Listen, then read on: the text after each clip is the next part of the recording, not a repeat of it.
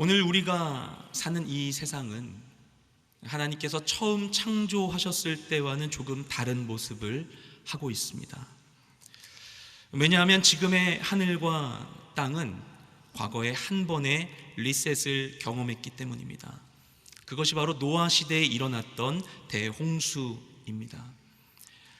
오늘 본문은 그 대홍수의 기간 동안 노아가 방주에 탔었던 1년하고도 10일의 이 시간을 담고 있습니다. 그 시간 동안 하나님께서 이 온 지구를 새롭게 하시는 거대한 심판의 한복판에 있었던 그 노아의 삶을 한마디로 설명한다면 그것은 바로 순종입니다. 우리는 흔히 모르는 것을 두려워합니다. 아무것도 볼 수 없는 캄캄한 환경이나 아니면 무슨 일이 발생할지 모르는 긴장의 순간은 그 자체로 두려움을 야기합니다. 그래서 우리는 알기 위해서 노력합니다. 예측 가능하고 스스로 컨트롤할 수 있는 내일을 만들기 위해서 수고합니다. 심지어는 아담과 하와가 첫 번째 죄를 저지르게 된 것도 바로 그 알고자 하는 욕심 때문이었습니다. 그들이 선과 악을 하나님과 같이 알고자 했습니다. 선과 악, 옳고 그름의 유일한 기준이신 하나님을 대신하여 스스로가 자신의 선악을 판단하려 했습니다. 그리고 그것이 온 인류를 죄 아래에 가두었습니다. 그런데 에덴 동산에서 발생했었던 그 사건은 그 당시 아담과 하와의 1차적인 행위로 종결되고 완성된 사건이 아니라 사실 보면 지금도 우리의 삶 가운데 다른 형태로 반복되고 있습니다. 중요한 상황 앞에서 내가 스스로 판단하고 평가하고 결정하려는 것입니다. 그리고 많은 것들이 그런 우리의 판단에 영향을 미치죠. 버림받기 싫어서, 뒤처지기 싫어서, 실패하기 싫어서, 인정받고 싶어서 우리는 스스로 판단하려 합니다. 순종은 이러한 우리의 죄된 본성과 완전히 역행하는 행위입니다. 나 자신을 내려놓고 내 삶의 권한을 하나님께 내어드리는 것입니다. 그분을 나의 왕으로 인정하는 것입니다. 이는 곧 내 삶의 질서와 주권을 바로 세우는 일이 됩니다. 그리고 그분이 일하실 때 하늘의 질서가 내 삶에 회복될 때 우리의 지식과 능력에 넘치는 놀라운 일이 우리 삶에 일어나게 됩니다. 오늘 말씀을 통해서 각자 자신의 삶의 여정을 기꺼이 그분께 맡겨드리는 우리 모두가 되시길 소망합니다. 앞서 6장 3절에서 하나님께서는 범죄한 인간들을 보시며 그들의 날은 120년이 되리라고 말씀하셨습니다. 그래서 이들을 심판하기로 작정하셨으나 심판이 있기까지 120년간의 유예 기간을 주신 것이죠. 그리고 그때가 다하여 오늘 이 본문이 있게 된 이 7장에 들어서면서 노아에게 말씀하십니다. 방주로 들어가라. 우리 7장 1절부터 3절까지 말씀을 함께 읽겠습니다. 시작. 여호와께서 노아에게 말씀하셨습니다. 노아, 내 모든 가족은 방주로 들어가거라. 이 세대 가운데 내가 내 앞에서 의로운 사람인 것을 내가 보았다. 정결한 동물은 모두 각각 암컷과 수컷 7쌍씩, 그리고 정결하지 않은 동물은 모두 각각 암컷과 수컷 2쌍씩, 그리고 하늘의 새들은 각각 암컷과 수컷 7쌍씩을 취해 온 땅 위에 씨를 보존하도록 하여라. 아멘. 하나님께서는 심판을 앞두고 120년의 시간을 주시고 노아로 하여금 방주를 만들게 하십니다. 심판을 할 건데, 근데 심판을 앞두고 왜 굳이 방주를 만들어야만 했는가? 그 이유가 방금 읽은 말씀 가운데 나와 있죠. 그 말씀에 의하면 이 땅에 있는, 그 하늘에 있는 모든 동물의 씨를 보존하기 위해서였습니다. 심판을 결심하신 하나님께서 심판을 앞두고 행하신 일은 무엇인가 하면 바로 생명을 보존하는 일이었습니다. 여기서 이 심판의 성격이 무엇인지 우리가 짐작할 수 있죠. 이 심판은 궁극적으로 죽이기 위한 것이 아니라 살리기 위한 심판인 것입니다. 또한 방주에 들어간 동물을 보면요, 방금 읽은 말씀 가운데 그 종류에 따라 들어가는 숫자가 달랐어요. 정결하지 않은 동물보다 정결한 동물을 더 많이 지키도록 했습니다. 보존하게 했습니다. 정결한 동물이라는 것은 무엇인가? 정결한 동물이라 함은 율법에 의하여서 먹을 수 있는 동물 내지는 하나님께 제물로 드릴 수 있는 동물을 구별하여서 정결한 동물로 삼았습니다. 그런데 이것은 율법의 기준이거든요. 이때는 아직 모세가 율법을 받기 한참 전이죠. 그럼에도 불구하고 앞서서 우리가 아벨이 하나님께 제사를 드린 장면을 보면, 아벨이 하나님께 제물을 올려드릴 때 양의 첫 새끼와 그 기름을 드렸다고 하죠. 그러니까 율법을 받기 전임에도 불구하고 이미 정결한 것을 구별하여 하나님께 올려드리는 문화가 그들 가운데 있었던 것입니다. 그래서 이 본문에 나온 대로 정결한 동물이 더 많이 보존된 이유는 그 씨를 보존하기 위함 뿐만 아니라 하나님께 제물로 드릴 것을 준비하기 위함이었다고 우리가 함께 볼 수 있습니다. 곧 하나님께서는 홍수 이후에 하나님께 예배할 수 있는 제물도 준비할 수 있게 해주신 것입니다. 이를 통해서 이 심판의 성격, 또 다른 성격을 우리가 유추할 수 있습니다. 이 심판은 하나님께서 인간을 버리기 위함이 아니라 오히려 우리의 예배를 받기 위한 심판인 것입니다. 하나님의 심판은 처음부터 멸망이 아닌 구원의 목적으로 준비되었습니다. 그런데 우리가 생각할 수 있죠. 아니, 구원하시려는데 구원하신다면서 굳이 이렇게까지 하실 필요가 있는 것인가? 그런 마음을 품고 우리가 하나님께 기도할 수 있습니다. 하나님, 저를 구원해 주세요. 하나님, 변화되고 싶어요. 새롭게 되고 싶어요. 은혜 받고 싶어요. 그런데 살살 해주세요. 조금씩 해주세요. 너무 과하면 부담스러워요. 하나님, 내가 변화할게요. 담배 끊을게요. 근데 하루에 한 개 피씩, 일주일에 한 개 피씩 줄일게요. 하나님, 그래도 제가 예전보단 좀 낫잖아요. 주님, 저보다 더한 사람 훨씬 많잖아요. 이렇게 기도할 수 있는 거죠. 그러면 그것을 과연 변화라고 할 수 있겠습니까? 그리고 그런 것이 과연 하나님께서 우리에게 주시는 구원일까요? 히브리서 12장에서 말씀하시기를 하나님께서 한번 땅뿐 아니라 하늘도 흔드실 텐데, 근데 왜 흔드시는가? 흔들 때 흔들리지 않는 것들이 영원할 수 있도록, 그래서 흔들어 무너질 것들을 다 무너뜨려 버리고 새롭게 만들 것이라고 말씀하십니다. 영원한 가치를 가진 것들을 위하여서 무가치한 것들을 무너뜨리시는 것입니다. 데살로니가전서 5장 22절에서 악은 어떤 모양이라도 버리라 라고 말씀하셨죠. 익숙한 것을 버리는 것이 고통스러울지라도 악을 버리는 것이 곧 구원입니다. 우리가 하물며 겨우 여드름 하나 짤 때도 아프잖아요. 그래도 아픔을 참고 짜내는 것입니다. 그런데 하나님이 이 땅을 심판하시는 것은 겨우 그런 여드름 짜는 정도의 일이 아니죠. 노아가 하나님께 들은 심판의 계시는 최소 지구 멸망 수준의 충격적인 선언이었습니다. 이 심판을 행하심은 지당하나 그렇다고 해서 이 심판이 견디기 쉬운 것은 결코 아니었죠.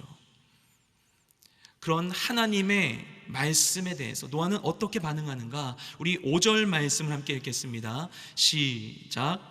노아는 여호와께서 명하신 대로 했습니다. 아멘. 노아는 하나님의 말씀대로 합니다. 하나님께서 말씀하신 대로 땅의 모든 짐승과 새들이 종류대로 암소 한 쌍씩 노아에게로 왔습니다. 그리고 노아는 이 동물들과 자신의 가족과 함께 방주에 들어갑니다. 그리고 홍수가 시작됩니다. 우리 11절부터 12절까지 말씀 읽겠습니다. 시작. 노아가 600세 되던 해에 둘째 달 17일 그날에 거대한 기품의 샘들이 한꺼번에 터지고 하늘의 창들이 열려 비가 40일 밤낮으로 땅에 쏟아졌습니다. 아멘. 노아가 600세 되던 해, 그해 2월 17일에 홍수가 시작됩니다. 그날에 하늘의 창들이 열렸다라고 기록되어 있어요. 우리가 잘 알듯이 창세기 1장의 창조 기사를 보면 둘째 날에 궁창을 만드셨는데 물을 궁창 위의 물과 궁창 아래의 물로 나누셨다라고 기록되어 있죠. 그때 하늘에 있게 된 다량의 물이 이때 하늘의 창문이 열리듯이 쏟아져 내린 것입니다. 그런데 말씀을 보면 물이 하늘에서만 쏟아진 게 아니죠. 거대한 기품의 샘들이 한꺼번에 터졌다라고 기록하고 있어요.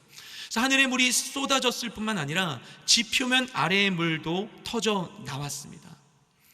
그런데 본문에서 이 터졌다라고 번역되어 있는 이 히브리어 단어의 원뜻은 쪼개진다, 부서진다라는 의미를 담고 있어요.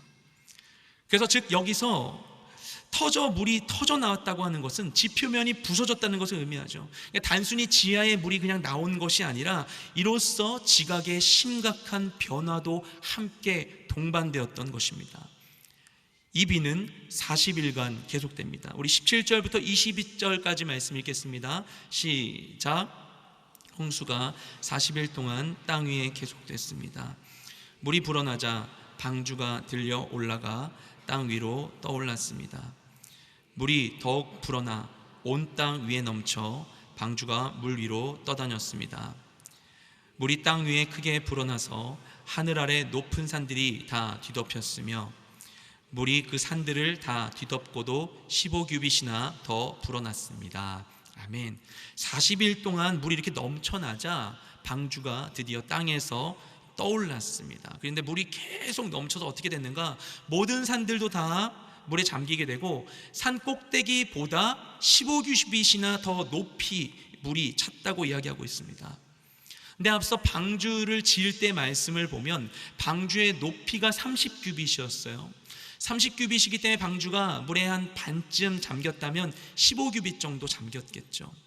여기서는 산 꼭대기보다 15규빗 더 높이 물이 찼다고 이야기하고 있기 때문에 아마도 이때 방주는 산에 걸려서 좌초되지 않고 안전하게 물 위에 뜰 수 있었을 것입니다. 그래서 18절 말씀을 보면 방주는 물 위에 떠다녔다라고 기록하고 있죠. 여기서 우리가 주목해야 할 중요한 점은 방주가 물 위에 떠다녔다는 기록입니다. 이 방주로 번역된 히브리어 단어 테바라는 단어가 성경에 2번 등장합니다. 하나는 이 노아의 방주에서이고 다른 하나는 아기 모세를 담은 갈대 상자였어요. 히브리어로 배를 의미하는 단어는 따로 있습니다. 방주는 배가 아닙니다. 그래서 이 방주는 물에 뜨기는 하지만 배처럼 앞으로 가거나 한 곳에 정착할 수 있는 수단이 없습니다. 돛이나 노, 오늘날의 모터와 같은 동력 수단도 없고요, 닷도 없어요. 어디에 정박할 수도 없어요. 그저 물 위에 떠 있을 뿐입니다. 그래서 그 당시에 방주가 물 위에 있었던 모습을 우리가 본다면 그것은 흡사, 항해하는 게 아니라 표류하는 것과 같은 모습이었겠죠. 문이 닫히고 어두컴컴한 방주 안에는 소음과 진동만이 가득했을 것입니다. 배의 천장을 두드리는 빗소리들이 두두두두두두두 이 방주 안을 울리고 있었겠죠. 세찬 물소리와 파도 소리가 가득하고 거센 물살에 흔들리는 그 방주 속에서 노아가 할 수 있는 일은 그저 하나님의 인도하심에 모든 것을 맡기는 것뿐이었습니다. 이처럼 난리와 혼란 속에서도 오히려 우리가 아무것도 할 수 없는 상황에 처할 수 있습니다. 불과 작년까지만 해도 우리의 상황이 그랬었죠. 이 전대미문의 재난이 전 지구적으로 닥치자 우리가 자랑하던 모든 것들이 다 무너지고 말았습니다. 할 수 있는 선택은 그저 서로 단절하는 것뿐이었어요. 사회적 거리두기가 온 지구인의 지침이 되었습니다. 때로는 하나님께서 우리에게 우리 힘으로 아무것도 할 수 없는 전적 무능의 상태를 허락하시기도 합니다. 마치 폭풍우를 만난 배가 배에 싣고 있었던 모든 물건을 바다에 던지듯이 우리가 믿고 의지하던 모든 것들을 다 내려놓고 하나님의 음성을 가로막고 있었던 내 안의 욕심과 나의 계획도 다 내려놓고 오직 주님밖에 의지할 수 없는 영적인 고요의 상태를 주시는 것입니다. 그때는 그저 이 노아의 방주와 같이 물 위에 둥둥 떠다닐 수밖에 없습니다. 그런데 방주가 물 위에 떠서 이 영적인 고요의 상태에 머무는 동안 하나님께서는 이 방주 밖에서 놀라운 일들을 행하고 계셨습니다. 우리 8장 1절부터 5절까지 말씀을 읽겠습니다. 시작. 하나님께서 노아와 그와 함께 방주 안에 있던 모든 들짐승과 가축을 기억하시고 땅에 바람을 보내시니 물이 줄어들었습니다. 기품의 샘들과 하늘의 창들이 닫히고 비가 하늘에서 그쳤습니다. 물이 땅에서 점점 줄어들어서 150일 후에는 물이 많이 빠졌습니다. 방주가 7째 달 곧 그달 17일에 아라랏산에 머물게 됐습니다. 물이 10째 달까지 계속해서 빠졌고 10째 달 곧 그달 1일에 산봉우리들이 드러났습니다. 아멘. 40일간 세차게 내렸던 그 비가 그치게 됩니다. 살아있던 모든 것들은 물에 휩쓸렸습니다. 그리고 비가 그친 후에 하나님께서는 땅에 바람을 보내셔서 물이 줄어들게 하시는데요. 근데 물이 급속도로 줄어들어서 비가 처음 내린 때로부터 150일 후, 약 5개월 후에, 그리고 비가 그친 시점으로부터는 약 110일 후에 방주가 아라랏산 위에 닿게 됩니다. 그리고 물은 계속해서 줄어서요, 그로부터 아라랏산의 배가 정박하게 된 때로부터 73일 후에 아라랏산보다 낮은 산봉우리들이 드러났다고 이야기합니다. 이 아라랏산은 현재 터키 동부에 있는 높은 산이죠. 가장 높은 곳이 해발 5,000m가 넘는 그런 산입니다. 그 높은 곳에서부터 아래 낮은 봉우리까지 약 2,100m 정도의 높이의 차이가 있다고 해요. 그래서 학자들은 아라랏산 정상에서 낮은 산봉우리가 보이기까지 73일 동안 물이 빠지려면 대략 하루에 30m씩 물이 줄어들어야 한다고 그렇게 설명을 합니다. 그러니까 엄청난 속도로 대량의 물이 빠진 것이죠. 오늘날 세계 최대의 조력발전소가 우리나라에 있는 시화호 조력발전소입니다. 이 시화호 조력발전소가 이 조수간만의 차가 최대 10m라고 해요. 최대 10m의 이 조수간만의 차로 인하여서 그 힘으로 에너지를 발생시켜서 254메가와트의 전기를 발생시킵니다. 그런데 전 지구를 덮는 물이 30m씩 하루에 줄어든 거예요. 그럼 어떤 일이 발생했을까요? 엄청난 에너지가 발생했겠죠. 그 거대한 에너지는 물 밑에서 대규모의 지각 변동을 일으켰을 것입니다. 엄청난 양의 토사가 빠르게 휩쓸려가고 거대한 범위의 퇴적층을 형성했을 것입니다. 또 빠르게 빠져나간 물들은 땅을 침식시키면서 거대한 산과 골짜기를 만들었을 것입니다.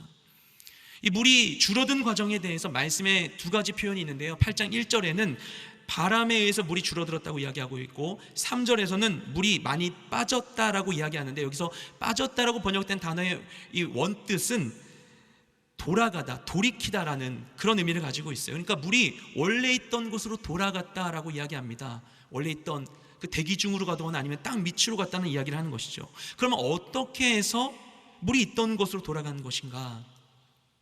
이에 대해서 창조과학자들은 이처럼 많은 양의 물이 빠지기 위해서 지각의 변화가 반드시 있었을 것이라고 이야기합니다. 지금의 바다 쪽은 낮아지고 지금의 육지 쪽은 상대적으로 높아진 것이죠.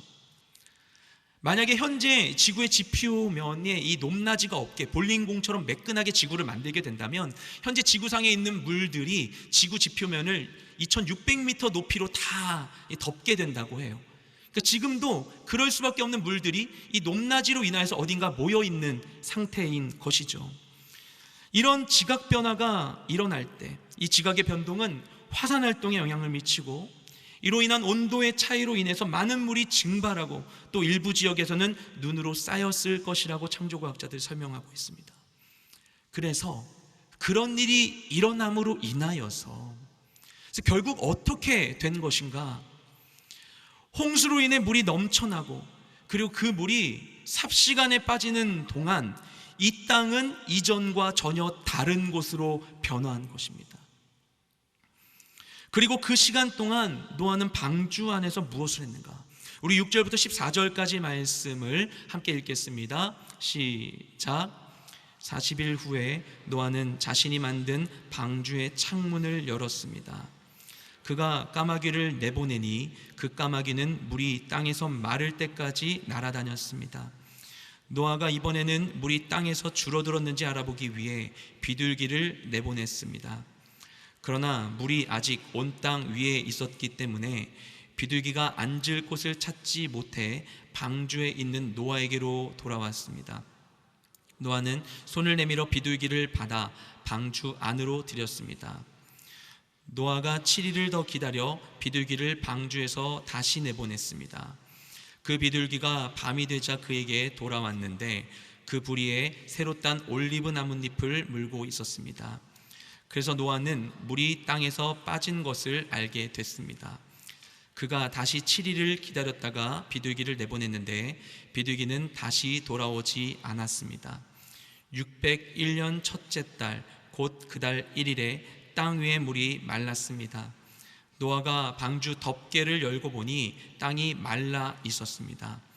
둘째 달 곧 그 달 27일에 땅은 완전히 말랐습니다. 아멘. 배가 아라랏산 위에 멈추었습니다. 그러나 아직 하나님께서 노아에게 달리 아무 말씀도 하지 않으세요. 오늘 본문 가운데 이 7장에서 8장 19절까지의 말씀을 전체 볼 때 하나님이 딱 두 번 말씀하세요. 근데 처음 노아에게 방주로 들어가라 라고 말씀하신 하나님께서는 그 뒤로 아무런 말씀도 하지 않으십니다. 홍수와 함께 방주의 입구를 닫으신 후로 노아는 밖에서 무슨 일이 일어나고 있는지 다 알 수 없었어요. 그럼 아무것도 짐작할 수 없는 이런 제한된 상황 속에서 노아가 무엇을 했을까요? 아무것도 안 하고 그냥 가만히 잠자코 기다리고만 있었을까요? 순종이라는 것은 나의 모든 의무와 책임을 하나님께 그저 전가하는 것이 아닙니다. 순종은 그분의 주권을 인정하는 것입니다. 그분을 신뢰함으로 그분의 주권 아래에서 나의 행할 일, 내가 할 수 있는 일을 하는 것입니다. 그래서 비가 내리는 동안 또한 그 빗물이 빠지는 동안 노아는 잠잠하지 않았어요. 그랬던 증거가 지금까지 읽어온 말씀 가운데 있죠. 노아는 처음 그날로부터 계속해서 열심히 날짜를 세고 있었습니다. 저희 노아의 방주 기사를 보면 날짜가 상세하게 기록되어 있어요. 작은 창으로 하루가 오고 가는 것을 파악하면서 아무것도 보이지 않는 상황 속에서 얼마나 시간이 지나고 있는지를 파악하고 있었을 것입니다. 그리고 배가 아라랏산에 머문 후에도 방주를 나가지 않고 때를 분별하기 위해서 그가 수고하고 있습니다. 산봉우리들이 드러나고 나서 40일이 지난 후에 방주의 창문을 열어서 까마귀와 비둘기를 내보내죠. 그리고 그로부터 7일 후에 비둘기를 내보냅니다. 이때 비둘기가 올리브 나뭇잎을 몰고 왔어요. 올리브 나무는 저지대에 서식하기 때문에 물이 굉장히 많이 빠졌다고 우리 짐작할 수 있습니다. 그리고 그로부터 또 7일 후에 비둘기를 내보내는데 이번에 돌아오지 않아요. 살만하니까 오지 않았겠죠. 그리고 그로부터 한 달이 조금 넘는 시간이 지난 후에 그 이듬해 1월 1일이 되었을 때에 노아는 방주의 덮개를 열었습니다. 그러니 땅이 말라 있었고 그 다음 달인 2월 27일 처음 홍수가 시작된 때로부터 1년하고도 10일이 지났을 때에야 땅은 완전히 말라 있었습니다. 가만 보면요, 노아는 이때까지 하나님의 음성이 없는 상황 가운데서도 내일을 준비하고 있었어요. 그는 땅에 관심을 두고 있었어요. 언젠가 반드시 하나님께서 나오라 하시고 저 땅을 밝게 하실 거니까. 땅이 말랐는지 새를 날려보내며 과학적으로 조사합니다. 방주의 덮개를 열고 육안으로도 확인합니다. 어찌 보면 그랬을 때 비둘기가 올리브 나뭇잎을 물고 왔을 때 이쯤 하면 충분히 살만한 때가 되었다고 그가 판단했을 수도 있었을 거예요. 그리고 가족들도 이제 방주 생활 너무나 지긋지긋한데 물도 많이 줄었는데 빨리 나가서 살자고 재촉했을 수도 있었겠죠. 그런데 노아는 방주를 나가지 않습니다. 최선을 다해 상황을 파악하고 때를 위해 준비하지만 그럼에도 조급해지지 않고 자신의 욕심이나 생각을 내세우지 않고 하나님의 때를 기다리는 것입니다.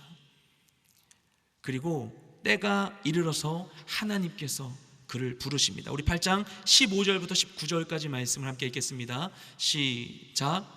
그때 하나님께서 노아에게 말씀하셨습니다. 너는 내 아내와 내 아들들과 내 며느리들과 함께 방주에서 나와라. 너와 함께 있던 모든 생명들 곧 새들과 짐승들과 땅 위에 기는 모든 것들을 데리고 나와라. 그것들이 땅에서 새끼를 많이 낳고 수가 불어나 땅 위에 번성할 것이다. 노아가 그 아들들과 그 아내와 그 며느리들과 함께 방주에서 나왔습니다. 모든 생물들 곧 모든 짐승과 모든 새와 땅에서 기는 것이 다 그 종류대로 방주에서 나왔습니다. 아멘. 충분한 시간이 지나고 나서야 하나님께서 노아에게 말씀하십니다. 방주에서 나와라. 그리고 이제 방주 안에 있었던 모든 것들이 땅 위에 번성할 것이라고 말씀하십니다. 그제서야 노아와 그의 가족들은 방주 안에 있었던 모든 동물과 함께 나와서 새로운 땅을 밟습니다. 방주 안에 있는 동안 아무것도 손댈 수 없었던 그 시간 동안 하나님께서는 이 세상 자체를 변화시키셨어요. 그리고 그들은 이전에 없었던 새로운 땅을 밟게 됩니다. 노아와 그 가족들이 방주 안에 갇혔던 지난 1년 10일의 시간은 그들이 심판으로부터 보호된 시간이기도 했지만, 동시에 하나님께서 완전히 뒤집어 엎으시고 새롭게 하시는 그 땅을 밟기 위해서 이전의 것들을 버리는 훈련의 시간이기도 했습니다. 그리고 그 시간을 통해서 그들에게 새겨진 분명한 삶의 법칙은 바로 하나님께 순종하는 것이었습니다. 들어가라고 하실 때 들어가고 나오라고 하실 때 나오는 겁니다. 그것은 전능하시고 무소부지하신 하나님의 주권을 인정하는 것입니다. 그리고 그것이 바로 세상 속에 그리스도인으로 부르심 받은 우리가 해야 할 일입니다. 우리 고린도후서 10장 3절부터 5절까지 말씀을 읽겠습니다. 시작. 우리가 육신으로 행하나 육신에 따라 싸우지 아니하노니 우리의 싸우는 무기는 육신에 속한 것이 아니요 오직 어떤 견고한 진도 무너뜨리는 하나님의 능력이라. 모든 이론을 무너뜨리며 하나님 하는 것을 대적하여 높아진 것을 다 무너뜨리고 모든 생각을 사로잡아 그리스도에게 복종하게 하니. 아멘. 이 말씀을 보면요, 우리가 육신을 입고 살고 있긴 하지만 싸움은 육신으로 하지 않는다고 이야기하고 있어요. 그래서 육신으로 싸우지 않으니까 우리가 사용할 무기 또한 육신에 속한 것이 아니라고 이야기합니다. 그러면 우리가 사용할 육신에 속하지 않은 진짜 무기는 무엇인가? 본문에서는 그것을 하나님의 능력이라고 이야기해요. 우리가 하나님의 능력으로 싸워야 된대요. 하나님의 능력이 우리의 무기가 된대요. 그럼 그 하나님의 능력으로 무엇을 쳐야 되는가? 무엇을 공격해야 되는가? 본문에 나와 있는 그 우리에게 주어진 무기, 하나님의 능력의 기능이 있습니다. 그게 무엇인가 하면 견고한 진을 무너뜨리는 것입니다. 그러면 우리가 하나님의 능력으로 무너뜨려야 하는 견고한 진은 또 무엇인가? 본문에 설명이 있죠. 하나님 아는 것을 대적하여 높아진 모든 이론과 생각이라고 이야기하고 있어요. 그것을 사로잡아 그리스도에게 복종하게 하는 것이 믿는 자들이 마땅히 감당해야 할 유일한 싸움이라고 이야기합니다. 하나님이 높임을 받지 않고 그분의 진리가 왜곡되는 상황 속에서 하나님의 뜻이 하늘에서와 같이 땅에서도 이루어질 수 있게 하는 거예요. 그분의 뜻에 순종함으로 인하여서 내 안에 있는 욕심을 따라, 내가 살아서 터득한 나의 방식을 따라, 나의 감정을 따라, 사람들이 이야기하는 바에 따라서 행동하는 것이 아니라 내 감각과 나의 습관을 떠나 하나님의 진리에 순종함으로써 그분의 뜻이 이 땅 가운데 이루어지게 하는 것, 그것이 우리가 행할 마땅한 싸움이라는 것입니다. 우리가 그와 같은 삶의 현장에서 이 싸움을 마주하기 위해서 행해야 하는 것이 바로 순종인 것입니다. 세상의 모든 유혹과 삶의 관성을 이기고 하나님의 뜻에 순종하기 위해서 노력하는 거예요. 벌써 희미한 기억이 되었지만 불과 얼마 전까지만 해도 우리는 이렇게 모여서 예배하는 것조차 쉽지 않은 상황에 있었습니다. 노아의 홍수만한 그런 규모의 사건이 아니었지만, 또 방주에 갇힌 것만큼의 극심한 단절도 아니었지만, 아무도 통제할 수 없고 예측할 수 없는 전 지구적인 재난 속에서 우리는 철저한 단절의 시간을 보내야만 했습니다. 그리고 이 재난이 끝나고 밖으로 나와서 우리가 경험하는 세상은 어떻습니까? 또한 재난을 통과한 우리는 이전과 얼마나 달라져 있습니까? 지난 재난을 통해서 우리가 배운 것은 과연 무엇입니까? 노아 이전이나 이후나 지금이나 영원하신 하나님은 변함없이 신실하게 우리의 온전한 예배와 헌신을 원하십니다. 그래서 우리가 마땅히 행할 바는 바로 순종입니다. 삶의 모든 자리 가운데에서 그분의 왕되심을 인정하고 그분의 주권 앞에 엎드릴 때 우리는 그분의 뜻에 따라 선택하며 나아갈 수 있게 됩니다. 들어가라 하시면 들어가고 나오라 하시면 나오는 것입니다. 그리고 우리가 순종하는 그 시간 동안 하나님께서는 우리의 시선을 빼앗고 있는 그 작은 작은 일들이 아니라 이 땅을 변화시키실 것입니다. 그리고 우리는 반드시 그 땅을 밟게 될 것입니다. 순종으로 하나님의 일에 동참하는 우리 모두가 되시기를 주님의 이름으로 축복드립니다. 함께 기도하겠습니다. 기도하실 때, 하나님, 내 삶의 주인은 오직 주님이십니다. 나의 가정도, 나의 직장도, 내 모든 일도, 나의 비전도, 나의 모든 과거의 사건들도, 나의 감정도, 나의 판단도, 이 모든 것의 왕 되신 분은 오직 주님이십니다. 주님, 그곳 가운데 내가 주님을 높이길 원합니다. 내가 그곳 가운데 주님의 얼굴을 구하기 원합니다. 가난한 심령으로 간절한 마음으로 주님께 나아가기 원합니다. 주님, 임하시고 나를 다스려 주셔서 주님의 왕되심을 경험한 내 모든 인생 되게 하여 주시옵소서. 우리 간절한 마음으로 주님 앞에 기도하며 나아가기 원합니다. 기도하시겠습니다.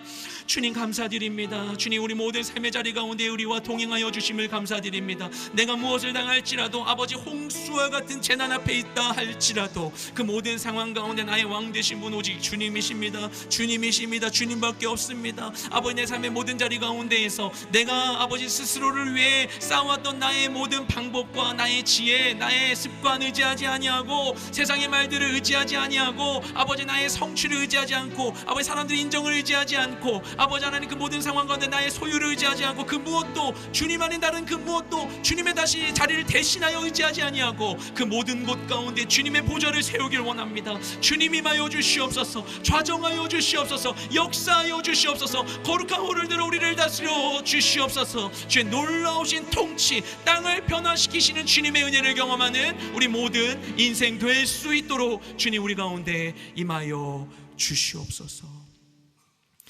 거룩하신 하나님, 감사합니다.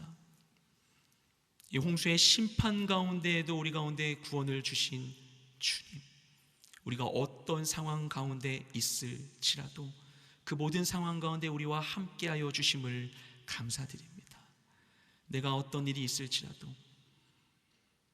심판에 버금가는 이 고통의 자리 가운데 있을지라도 나를 포기하지 아니하시고 함께하신 주님을 믿음으로 주의 뜻에 순종하는 우리 모든 인생 되게 하여 주시옵소서. 모든 자리 가운데 주님 임하시고 역사하여 주셔서 과연 하나님이 우리의 왕 되심을 우리가 경험케 하여 주시옵소서. 감사드리며 예수님의 이름으로 기도드렸습니다. 아멘.